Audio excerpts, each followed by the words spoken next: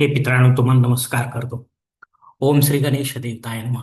ओम श्री कुलदेवताय नमः. ओम श्री गुरुदेवताय नमः. ओम सर्वश्री इष्टदेवताय नमो नमः. ओम नवकुलाय विद्महे.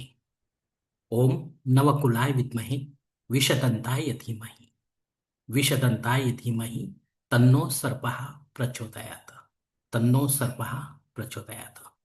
शिवशरणात मित्रांनो, मी कडप्पा परत एकदा आपल्या समोर हजर आहे. माझ्या धर्मकरम चॅनलमध्ये आपले सहर्ष स्वागत करीत आहे.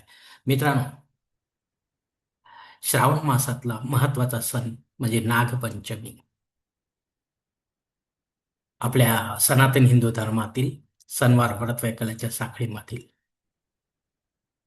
तर या नागपंचमीविषयी मी आपणास महत्वाची माहिती, पूजाविधी, काही नियम सांगणार आहे. तेव्हा आपणा सर्वांना माझी नम्र विनंती आहे की माझा व्हिडिओ आपण शेवटपर्यंत पाहावा आणि ऐकावा.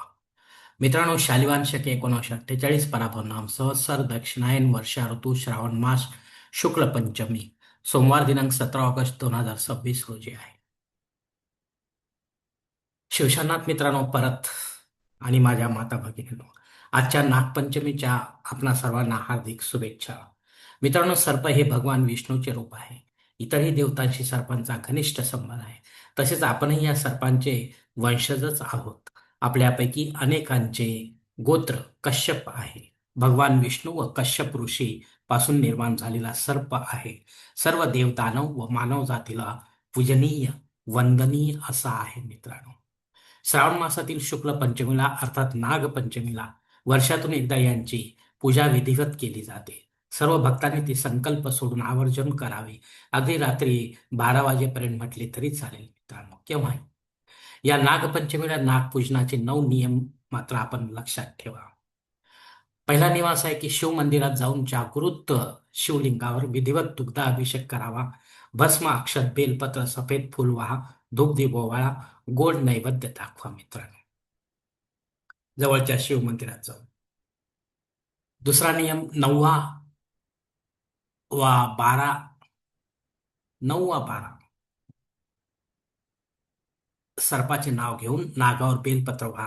अनंत, कुलिक, वासुकी, शंखपाल, पद्म, तक्षक, महापद्म, कर्कोटक, शंखचूड, घातक, विषधर व शेषनाग.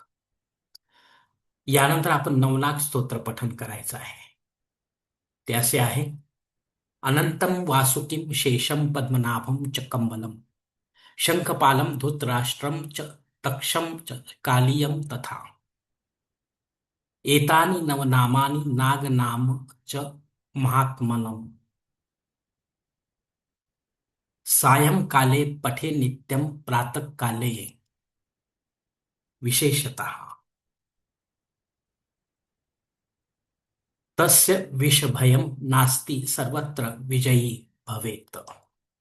इति श्री नवनाग स्तोत्रम संपूर्ण.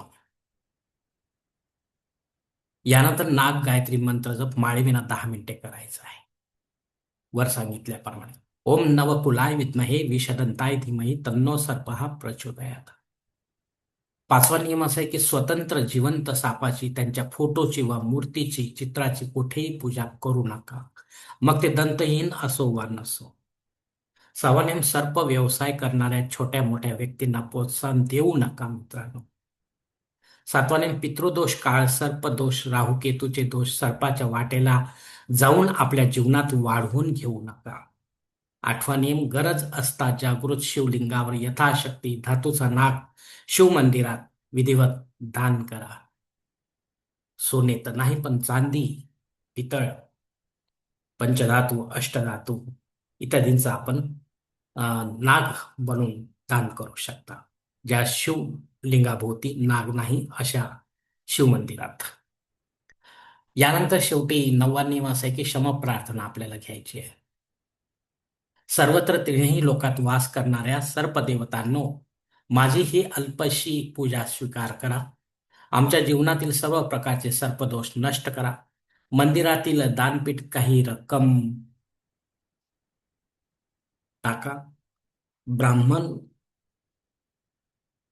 देवता वा गरजवंताला काहीतरी दान करा. मित्रांनो, वरील नागपूजेच्या शेवटी केवळ आपण एक खालील प्रमाणे मानसिक संकल्प सोडायचा आहे. मी स्वतः भविष्यात कधीही सर्पहत्या करणार नाही, कोणाला सर्पहत्या करण्यास सांगणार नाही आणि कोणी सर्पहत्या करताना पाहणार देखील नाही.